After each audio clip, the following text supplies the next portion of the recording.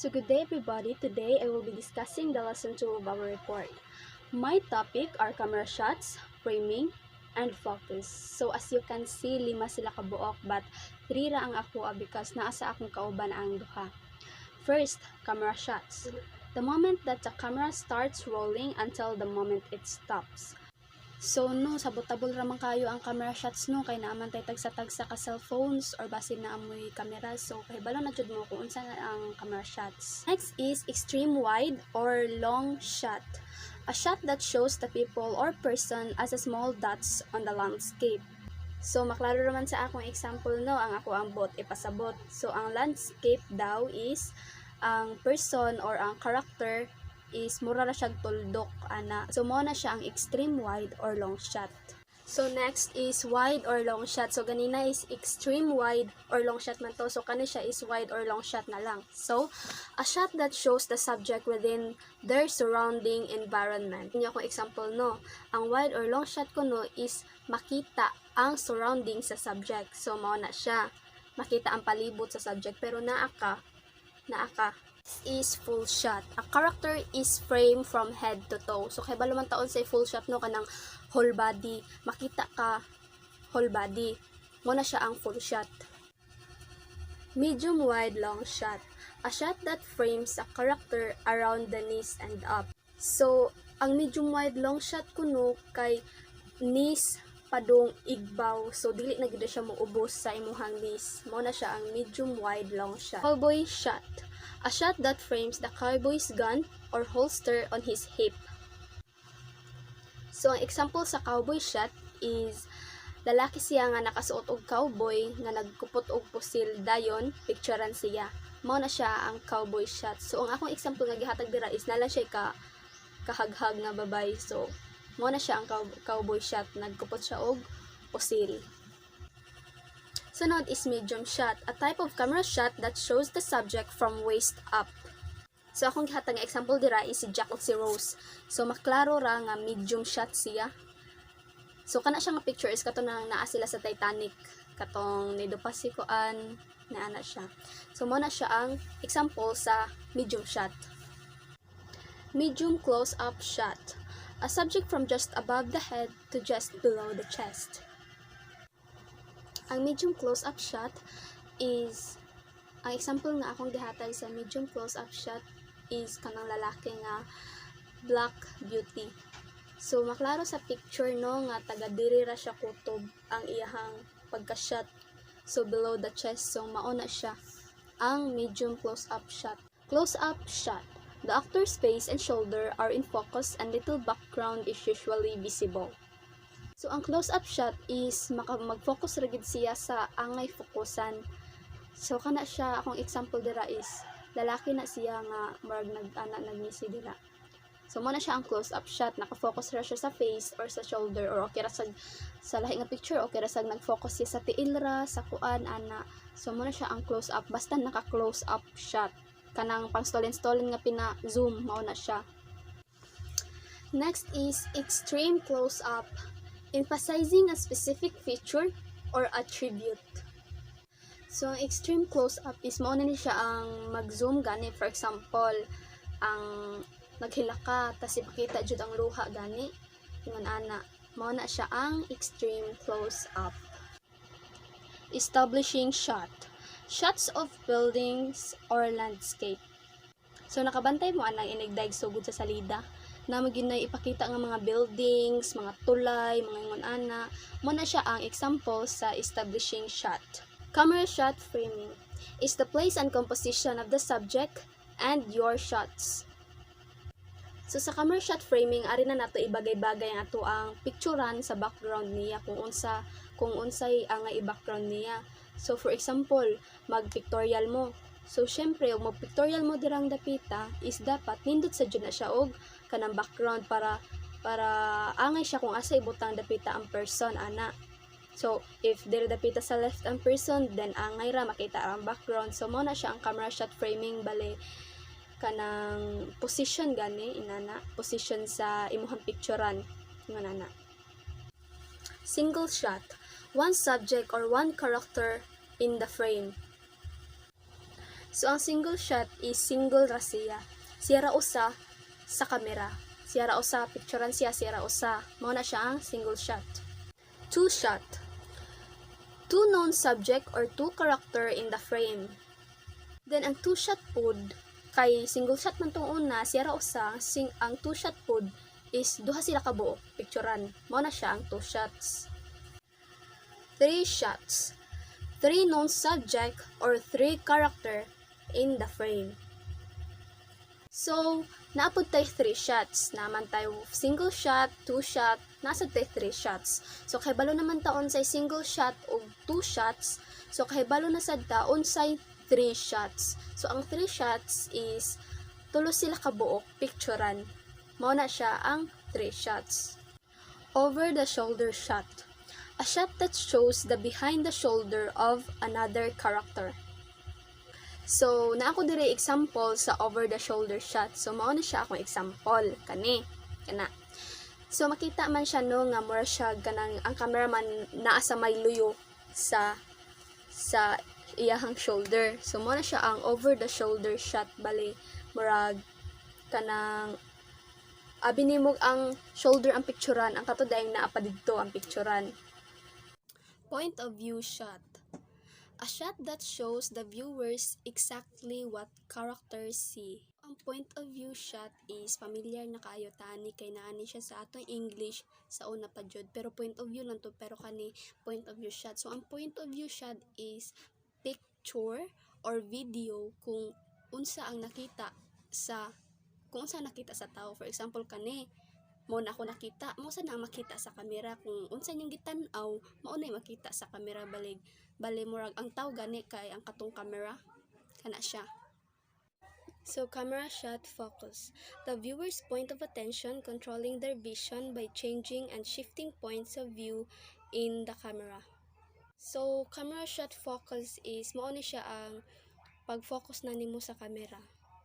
Kana bitang for example nag-picture mo then mura man nag-blurry na ang kanang imuhang naong. So, more gina siya pisliton ang imuhang, more siya i-steady ang imuhang screen para ma-focus ang imuhang lawas. Yung ana, marag naka-familiar namang guro ta ana, no? Kaya naman tayo mga cellphones, hilig man ta mag-picture, magpa-picture sa kung asay nindot. So, mauna siya ang camera shot focus. So, focus full shot and rock focus shot. So, focus full shot and rock focus shot were one subject in a scene focus and gradually the focus changed to another subject in the scene. So kani siya is makafamiliar pod mo kung unsa ni siya kay magtan-awan man tan yung mga salida. So ang focus full shot is for example kanang naay tawo sa iyang luyo, sa iyang luyo baron dayon ni istorya siya sa kamera. Then kabantay mo anang salida nga murag manglibak kanang mo istorya siya, then murag blurry man na ang iyahang iyahang luyo, blurry na siya. Then ikahuman niyag storya is ang i-focus na sad ang iyahang luyo tas siya na pod mo ay blurry. Mao na siya ang focus full shot and rock focus shot. Mao na siya. So shallow focus shot.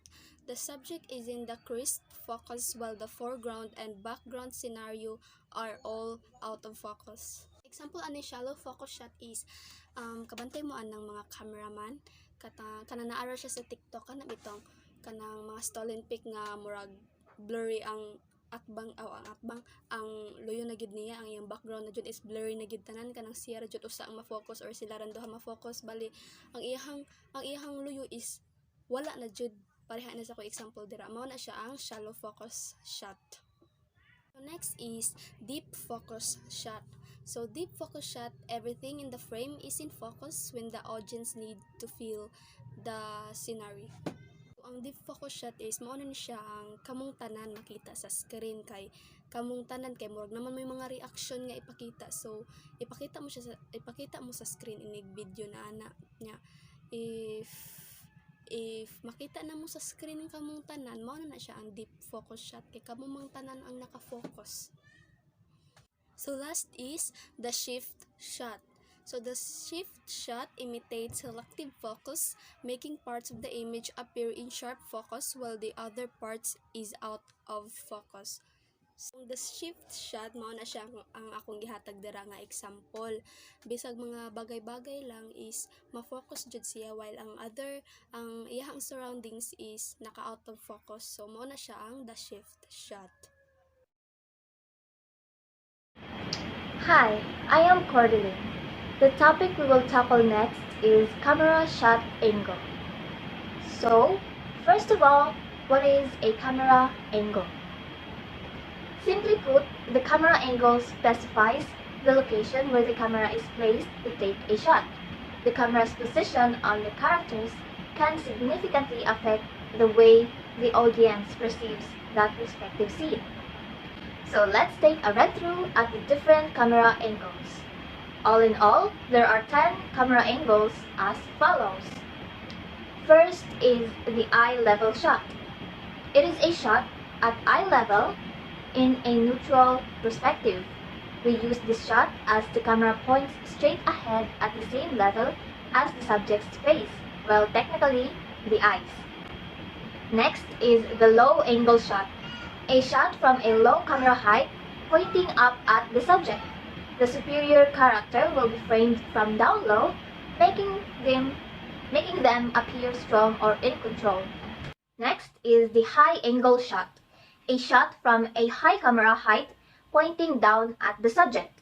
It usually creates a feeling of inferiority or looking down on your subject. The high angle shot can also lay out the pathway for what lies ahead. Next is the shoulder level shot. Shot the subject from a roughly level or shoulder level height. The camera is aligned with the shoulder, which allows the character's head to reach the top of the frame. Next is the hip level shot.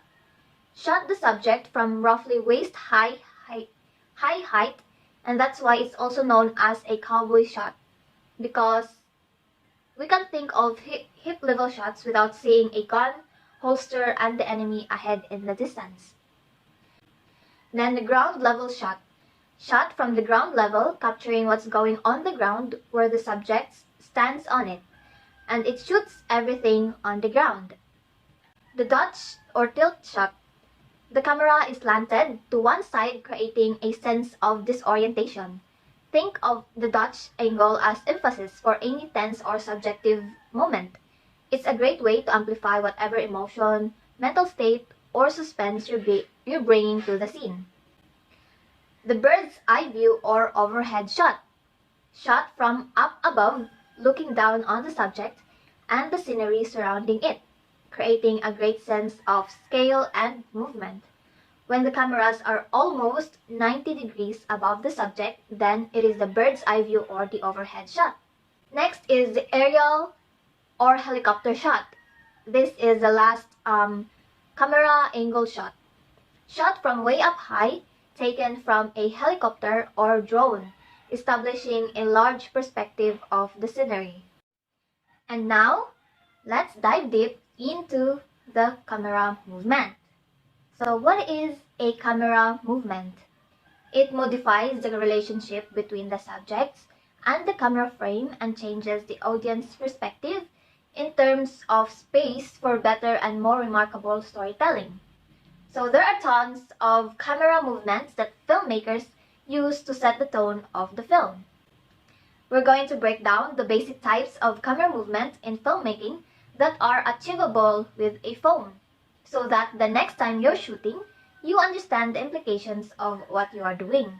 So let's begin with a shot that has no camera movement at all. This is the static shot or the fixed shot. Static shots are commonly captured by locking the camera to emphasize the subject's appearance and movement against the environment. The frame can be filmed or filled with the movement of vehicles, characters, props, weather, and etc. But the frame itself does not move in a static shot. So this is great for dialogue. Let's move on to our next camera movement, the dolly shot. When the camera moves toward or away from the subject you are shooting, instead of utilizing the zoom to get closer, the camera is physically moving relative to the subject. The camera is fixed to a pushcart mechanism called a dolly, like what we see in the picture, built to handle heavy cameras with seats attached for the camera operators. Zooming is probably the most commonly used camera movement, and it lets you quickly move closer to the subject without physically moving. So here's the video. Moving on, the camera pan directs a camera horizontally left or right. The camera moves sideways from either left or right towards the other side, revealing something to the viewer or allowing them to follow an action. Panning is the ideal for horizontal movement, but what about the vertical axis or the tilt? The camera moves up and then goes down, revealing something to the viewer or allowing them to follow the action. Our next camera movement is the whip or swish shot. Happens when the camera is panned, moves from side to side from one shot to another, creating a motion blur. Similarly, sa whip or swish shot, this next camera movement is called the whip or swish tilt shot. This happens when the camera is tilted, moving up and down from one shot to another, creating a motion blur. The tracking shot happens when the camera moves together with the subject, behind or beside them on a dolly. It physically moves the camera through a scene. Next in our camera movement is the crab shot. Basically, it is also like a dolly shot, or the camera is fixed to a pushcart mechanism that moves horizontally like a crab. That's why it calls a crab shot. And last on the list is the arc shot. The camera moves in an arc or circular pattern around the subject to show more of the surroundings. And here's the video. And that's all. Thank you.